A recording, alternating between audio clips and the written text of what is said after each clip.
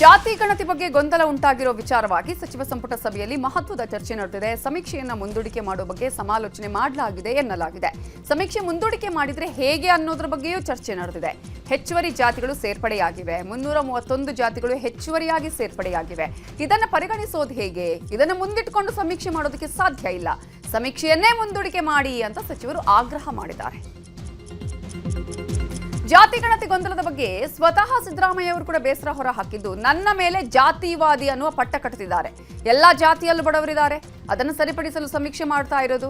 ಆದ್ರೆ ಇದು ಕೇವಲ ಜಾತಿ ಸಮೀಕ್ಷೆ ಅಂತ ಬಿಂಬಿಸ್ತಿದ್ದಾರೆ ಅಂತ ಸಂಪುಟ ಸಭೆಯಲ್ಲಿ ಅಸಮಾಧಾನ ಹೊರ ಹಾಕಿದ್ದಾರೆ. ಇದಕ್ಕೆ ಕೈಗಾರಿಕಾ ಸಚಿವ ಎಂಬಿ ಪಾಟೀಲ್ ಪ್ರತಿಕ್ರಿಯೆ ನೀಡಿ, ಜಾತಿ ಗಣತಿ ಕಾಲಂಗಳಲ್ಲಿ ಸಂಪೂರ್ಣವಾಗಿ ಗೊಂದಲ ಮಾಡಿದ್ದಾರೆ. ಇದರಿಂದ ದೊಡ್ಡ ಡ್ಯಾಮೇಜ್ ಆಗುತ್ತೆ. ಈ ಗೊಂದಲ ಪರಿಹರಿಸಿ ಅಂತ ಮನವಿ ಮಾಡಿದ್ದಾರೆ. ಜಾತಿ ಜನಗಣತಿ ಸಮೀಕ್ಷೆ ಗೊಂದಲ ಹಿನ್ನೆಲೆಯಲ್ಲಿ ಇವತ್ತು ಸಂಜೆ ತುರ್ತು ಸಭೆ ನಡೆಸಲಿದ್ದಾರೆ ಸಚಿವರು. ವಿಧಾನಸೌಧದಲ್ಲಿ ಸಚಿವ ಎಚ್.ಕೆ. ಪಾಟೀಲ್ ನೇತೃತ್ವದಲ್ಲಿ ಸಭೆ ನಡೆಯಲಿದ್ದು, ಸಭೆಯಲ್ಲಿ ಸಚಿವ ಮಹದೇವಪ್ಪ, ಮುನಿಯಪ್ಪ, ಭೈರತಿ ಸುರೇಶ್, ಎಂಬಿ ಪಾಟೀಲ್, ಈಶ್ವರ್ ಖಂಡ್ರೆ ಸೇರಿದಂತೆ ಹಲವು ಸಚಿವರು ಭಾಗಿಯಾಗಲಿದ್ದಾರೆ. ಸಮೀಕ್ಷೆಯ ಸಾಧಕ ಬಾಧಕಗಳ ಬಗ್ಗೆ ಚರ್ಚೆ ಮಾಡಲಿರುವ ಸಚಿವರು ಸಭೆ ನಂತರದಲ್ಲಿ ಸಿಎಂ ಸಿದ್ದರಾಮಯ್ಯನವರಿಗೆ ವರದಿ ನೀಡಲಿದ್ದಾರೆ ಎನ್ನಲಾಗಿದೆ.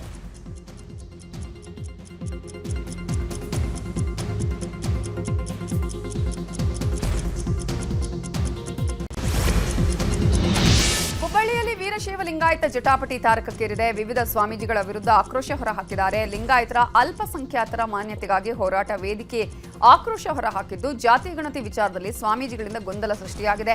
ವೀರಶೈವ ಹಾಗೂ ಲಿಂಗಾಯತ ಸಮಾಜದ ಜನತೆಯಲ್ಲಿ ಸ್ವಾಮೀಜಿಗಳು ಗೊಂದಲ ಸೃಷ್ಟಿಸಿದ್ದಾರೆ. ಜಾತಿ ಗಣತಿಯಲ್ಲಿ ಹಿಂದೂ ಅಂತ ಬರೆಸಿದ್ರೆ ಲಿಂಗಾಯತರು ಶೂದ್ರರಾಗ್ತಾರೆ. ಯಾವುದೇ ಕಾರಣಕ್ಕೂ ಹಿಂದೂ ಅಂತ ಬರೆಸಬಾರದು, ಜಾತಿ ಗಣತಿಯಲ್ಲಿ ಲಿಂಗಾಯತ ಅಂತಾನೆ ಬರೆಸಬೇಕು. ಆದರೆ ಸ್ವಾಮೀಜಿಗಳು ಯಾರ ಒತ್ತಡಕ್ಕೆ ಈ ರೀತಿ ಗೊಂದಲ ಸೃಷ್ಟಿಸುತ್ತಿದ್ದಾರೋ ಗೊತ್ತಿಲ್ಲ ಅಂತ ಪರೋಕ್ಷವಾಗಿ ಜಯಮೃತ್ಯುಂಜಯ ಸ್ವಾಮೀಜಿ, ದಿಂಗಾಲೇಶ್ವರ ಸ್ವಾಮೀಜಿ, ವಚನಾನಂದ ಸ್ವಾಮೀಜಿ ವಿರುದ್ಧ ಅಸಮಾಧಾನ ಹೊರಹಾಕಿದ್ದಾರೆ.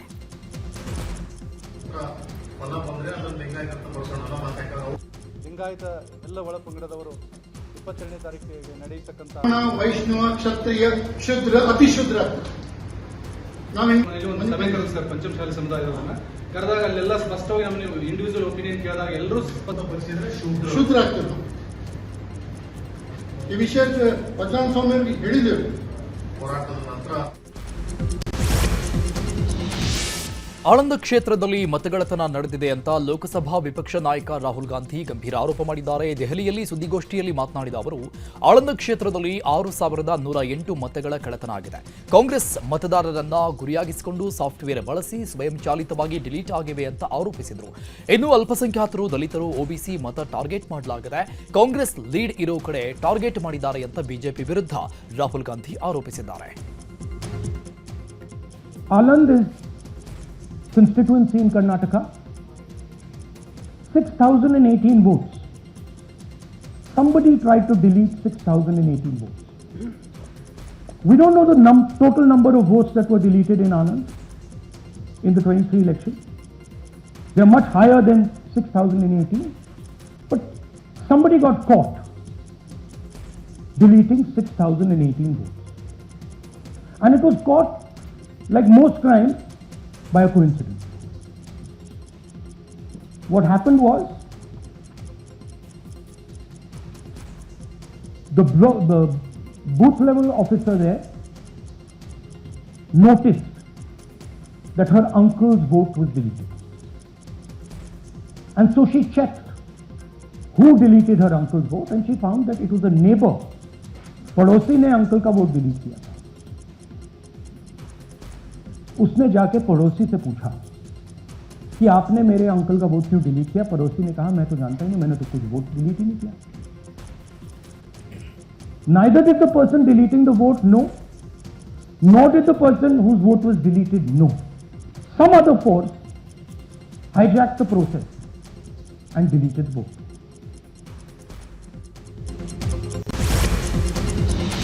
ರಾಹುಲ್ ಗಾಂಧಿ ಮತಗಳ್ಳತನದ ಆರೋಪವನ್ನ ಭಾರತೀಯ ಚುನಾವಣಾ ಆಯೋಗ ಅಲ್ಲಗಳೆದಿದೆ. ಈ ಕುರಿತು ಸಾಮಾಜಿಕ ಜಾಲತಾಣ ಎಕ್ಸ್ ಅಲ್ಲಿ ಪೋಸ್ಟ್ ಮಾಡಿರೋ ಆಯೋಗ, ಸುದ್ದಿಗೋಷ್ಠಿಯಲ್ಲಿ ಕಾಂಗ್ರೆಸ್ ನಾಯಕ ರಾಹುಲ್ ಗಾಂಧಿ ಮಾಡಿರೋ ಆರೋಪಗಳು ತಪ್ಪಾಗಿವೆ, ಜೊತೆಗೆ ಅವರ ಆರೋಪಗಳು ಆಧಾರರಹಿತ ಅಂತ ಚುನಾವಣಾ ಆಯೋಗ ತಿರುಗೇಟು ಕೊಟ್ಟಿದೆ.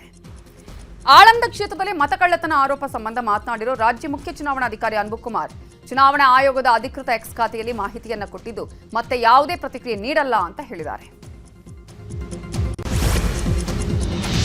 ರಾಹುಲ್ ಗಾಂಧಿ ಸಂಪೂರ್ಣವಾಗಿ ಮಾಹಿತಿ ಪಡೆದುಕೊಂಡು ಮಾತನಾಡಿದ್ದಾರೆ ಅಂತ ಉಪಮುಖ್ಯಮಂತ್ರಿ ಡಿಕೆ ಶಿವಕುಮಾರ್ ಹೇಳಿದ್ದಾರೆ. ಆಳಂದ ಒಂದೇ ಅಲ್ಲ, ಬೇರೆ ಕ್ಷೇತ್ರದಲ್ಲೂ ಈ ರೀತಿ ಆಗಿದೆ. ನಮ್ಮ ಪ್ರಿಯಾಂಕ್ ಖರ್ಗೆ, ಬಿಆರ್ ಪಾಟೀಲ್ ಸೇರಿ ದೂರು ಕೊಟ್ಟಿದ್ರು. ಕೆಆರ್ ಪುರಂ ವಿಚಾರದಲ್ಲೂ ದೂರು ದಾಖಲಾಗಿತ್ತು. ಆಳಂದ ಕೇಸ್ ಸಿಒಡಿಯಲ್ಲಿ ತನಿಖೆ ಆಗ್ತಾ ಇದೆ. ಆಳಂದ ಕ್ಷೇತ್ರದಲ್ಲಿ ಡೇಟಾ ಕೇಳಿದ್ರು. ಅಲ್ಪಸಂಖ್ಯಾತರು, ಹಿಂದುಳಿದವರ ಮತ ಪಟ್ಟಿ ಡಿಲೀಟ್ ಆಗಿದೆ. ಹೊರಗಡೆಯವರ ಮೊಬೈಲ್ ಸಂಖ್ಯೆಗಳಿದ್ವು. ಖರ್ಗೆ ಅವರು ಹಿಂದೆಯೇ ಅವರ ಜಿಲ್ಲೆಯ ಸಮಸ್ಯೆಯನ್ನು ಹೇಳಿದ್ರು. ಈಗ ರಾಹುಲ್ ಗಾಂಧಿ ಅವರು ಹೇಳಿದ್ದಾರಷ್ಟೇ ಅಂತ ಹೇಳಿದ್ರು. ಸಿಒಡಿ ಅವರು ಕೇಳಿದ ಡೇಟಾವನ್ನ ಆಯೋಗದವರು ಕೊಟ್ಟಿಲ್ಲ. ಸುಪ್ರೀಂ ಕೋರ್ಟ್ ಸ್ಪಷ್ಟವಾಗಿ ಹೇಳಿದೆ, ರಾಜಕೀಯ ಪಕ್ಷದ ಮೇಲೆ ಡಿಪೆಂಡ್ ಆಗಬೇಡಿ, ಪ್ರತಿ ನಾಗರಿಕರ ಹಕ್ಕನ್ನ ರಕ್ಷಣೆ ಮಾಡಬೇಕು ಅಂತ ಚುನಾವಣಾ ಆಯೋಗಕ್ಕೆ ಹೇಳಿದೆ ಅಂತ ತಿಳಿಸಿದರು. ಏನು ಮಾತಾಡಿದ್ದಾರೆ ಅವರು ಸಂಪೂರ್ಣವಾಗಿ ನಮ್ಮ ಹತ್ರ ಮಾಹಿತಿಯನ್ನು ತೆಗೆದುಕೊಂಡಿದ್ದಾರೆ. ಇದು ಆಳಂದ ವಿಧಾನಸಭಾ ಕ್ಷೇತ್ರಕ್ಕೆ ಸೀಮಿತವಾದ ಒಂದೇ ಅಲ್ಲ, ಬೇರೆ ಕ್ಷೇತ್ರದಲ್ಲೂ ಕೂಡ ಈ ರೀತಿ ನಡ್ಕೊಂಡು ಬರ್ತಾ ಇದೆ. ಆಗ ಪ್ರಿಯಾಂಕ್ ಖರ್ಗೆ ಅವರು ನಮ್ಮ ಆಳಂದ ಶಾಸಕರು ಕೇಸು ರಿಜಿಸ್ಟರ್ ಆಯಿತು. ಅವತ್ತಿನ ಕಾಲದಲ್ಲಿ ಕೇಸು ರಿಜಿಸ್ಟರ್ ಆಯಿತು, ಇಲ್ಲೂ ರಿಜಿಸ್ಟರ್ ಆಯಿತು ಮತ್ತು KR ಪುರಮಲ್ಲೂ ರಿಜಿಸ್ಟರ್ ಆಯಿತು. CODಗೆ ನಮ್ಮ ಎಲೆಕ್ಷನ್ ಕಮಿಷನ್ ಅವರು ಡಾಟಾ ಕೊಡಬೇಕು, ಯಾವ ಫೋನ್ ನಂಬರು ಅಂತ. ಯಾವ ಫೋನ್ ನಂಬರ್ ಇಲ್ಲ ಅಂದರೆ ಹೆಂಗಾಗ್ತದೆ? ರಾಹುಲ್ ಗಾಂಧಿ ಮತಗಳ್ಳತನ ಆರೋಪದ ವಿಚಾರಕ್ಕೆ ಸಂಬಂಧಪಟ್ಟ ಹಾಗೆ ಬೆಂಗಳೂರಲ್ಲಿ ಮಾತಾಡಿದ ಸಚಿವ ಸಂತೋಷ್ ಲಾಡ್, ಆಳಂದದಲ್ಲಿ ಮತಗಳ್ಳತನ ಆಗಿ 5-6 ವರ್ಷ ಆಗಿದೆ. ಮೇಲ್ನೋಟದಲ್ಲಿ ಎಲ್ಲಾ ಕಡೆ ಚುನಾವಣೆಗಳಲ್ಲಿ ಮತಗಳ್ಳತನ ಆಗಿದೆ. ಬಿಹಾರದಲ್ಲಿ 3 ಲಕ್ಷ ಮನೆಗಳಿಗೆ 0 ನಂಬರ್ ಕೊಟ್ಟಿದ್ದಾರೆ. ಮೋದಿ ಅವರು ಯಾಕೆ ಚುನಾವಣೆಯಲ್ಲಿ ಗೆಲ್ತಾ ಇದ್ರು ಅನ್ನೋದು ಗೊತ್ತಾಗುತ್ತೆ. ಯಾರದ್ದೋ ದುಡ್ಡು ಎಲ್ಲಮ್ಮನ ಜಾತ್ರೆ ಅನ್ನೋ ಹಾಗಾಗಿದೆ. ಒಬ್ಬರ ಜನಪ್ರಿಯತೆಗೋಸ್ಕರ ಏನ್ ಬೇಕಾದ್ರೂ ಮಾಡ್ತಾರೆ ಅಂತ ಕಿಡಿಕಾರಿದ್ರು. ಕಳೆದ ಇದೆಲ್ಲ ನೋಡ್ತಾ ಇದ್ರೆ ಆಳಂದಲ್ಲಿ ಆಗಿರ್ತಕ್ಕಂಥದ್ದು 5-6 ವರ್ಷ ಆಯ್ತು ಆಲ್ರೆಡಿ ಕೇಸ್ ಆಗಿ. ಕರೆಕ್ಟ್ ಅಲ್ವಾ?